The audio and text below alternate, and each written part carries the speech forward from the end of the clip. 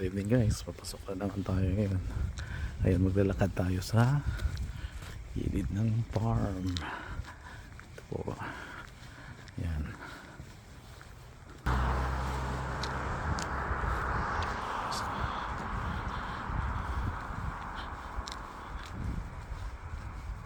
Yes. Yan. Ito yung nilalakad ko guys. Tuwing papasok ako. Yan.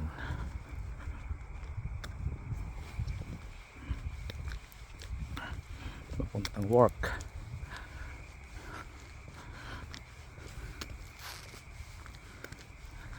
Yan. Pag umuulan at pag hindi maganda ang panahon,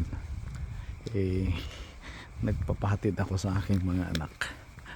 So okay lang. Ang paglalakad, exercise naman. Ano, maganda naman yung daanan, walang kabahayan.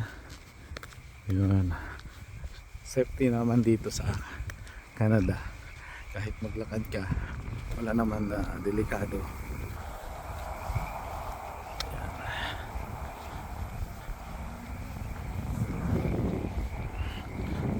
Ano, maliwanag naman ang kalsada.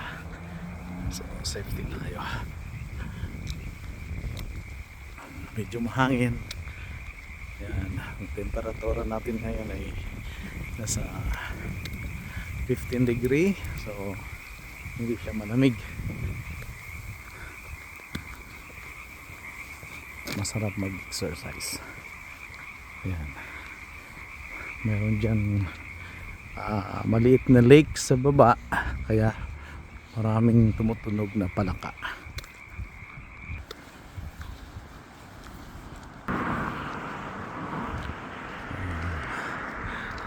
Ayan. Yung aking pinipicture na cherry blossom. Ayan siya.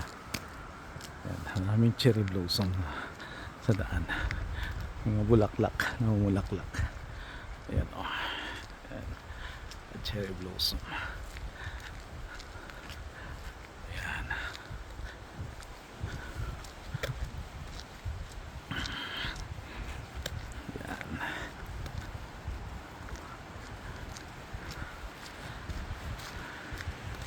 Mas gusto kong maglalakad para kondisyon ako pagdating sa trabaho.